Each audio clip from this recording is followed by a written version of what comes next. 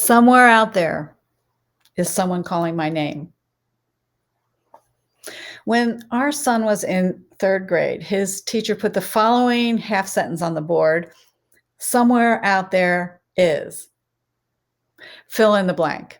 And she asked her students to finish the sentence, and our 8-year-old son filled in the blank with, someone calling my name. Well, then he drew a picture of a cute puppy dog. So I promise you, he was envisioning a puppy. He wasn't feeling ignored by his parents. So somewhere out there is someone calling my name.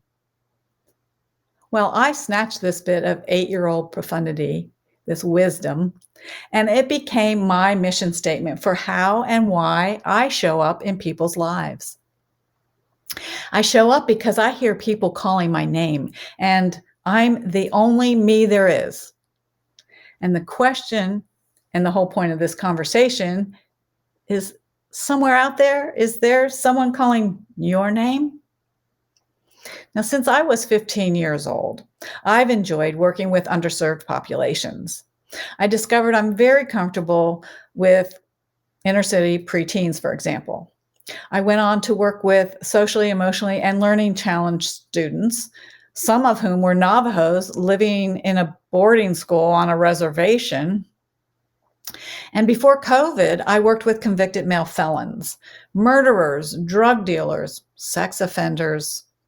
Yep, that's me. I show up in cultures and environments where I'm sure to be in the minority. I get along with reluctant learners and inmates. But let me tell you why that is. It's because relationships that bring compassionate connection into the lives of vulnerable people, it's medicinal, it's health-giving. And for me, I think of it as kindness being scientific. And when you hear someone calling your name and you show up, I believe that's kindness being artistic. I think it was Vincent van Gogh, the artist, who said, there's nothing more genuinely artistic than to love people. So by showing up, here's what happens. You open the door to someone's heart. When someone's heart is open, I encourage people to leave behind whatever it is God has given you behind. Give to them what God has given to you. In my case, that would be inspirational education. I teach, I coach, I encourage, I mentor, and by showing up once a week at a medium security prison, a handful of marginalized men are left knowing that someone out there cares. Now, you may hear someone calling your name when you get a solicitation to support a child in a third world country, for example, or when you see a homeless veteran holding up a cardboard sign looking for some support. Or it might be the elderly neighbor or relative who says, I don't need your help, I don't want your help, but yet you still hear your name being called. The point is, you'll hear someone calling your name in any number of places or situations. So if you're in that position, perhaps you'll remember these words. It isn't the thing you do, dear.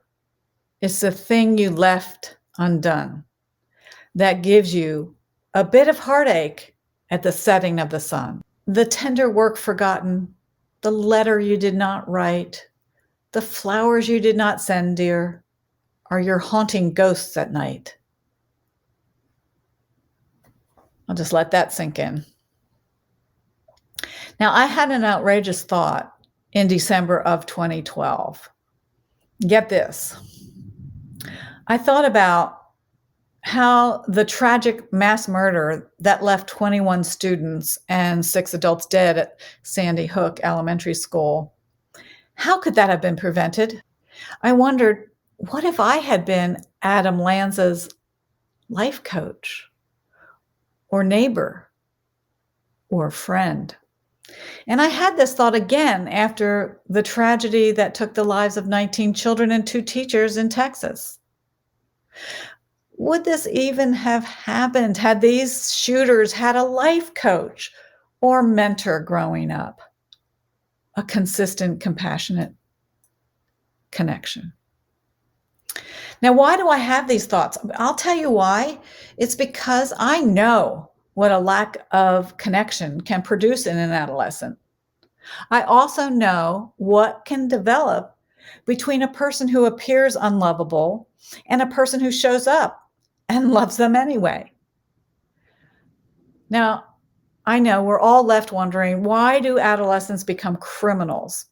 Now, from what I've learned firsthand, by the way, it has a lot to do with abandonment, abuse, addiction, boredom, anxiety, bullying, crime, divorce, poverty, rejection, stress.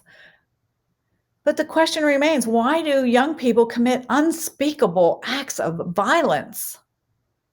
I have a theory that comes from a poem from an anonymous poet this time.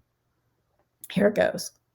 Whatever you write on the heart of a child, no water can wash away.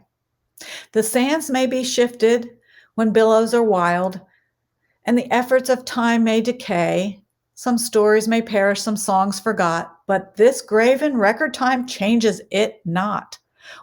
Whatever you write on the heart of a child, a story of gladness or care that heaven has blessed, or earth defiled, will linger unchangeable there.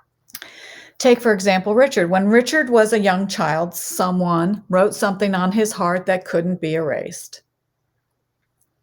Earth had defiled. I'll just leave it at that. While doing his time out from society in prison, and because of prison volunteers, heaven has been blessing Richard. Richard has discovered he's both an artist and a poet. He has amazing artwork. It consists of tiny torn bits of colorful craft tape. And his poetry is profoundly intense and sincere. Here's an example of what I'm talking about. It's one of the first poems that Richard shared with me. I'm a broken treasure. Can you take me back together? Can you see my lines? They're precious and divine. See, Richard knows relationships change people for the good and the bad. But relationships that take people back together always involve genuine connection. And this is especially important when working with anyone suffering from pain or loneliness.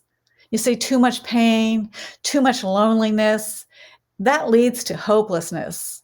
And without hope, no one, not you, not me, not anyone, no one can live up to their full potential. So, all that to say, when you hear someone calling your name, I highly recommend you show up.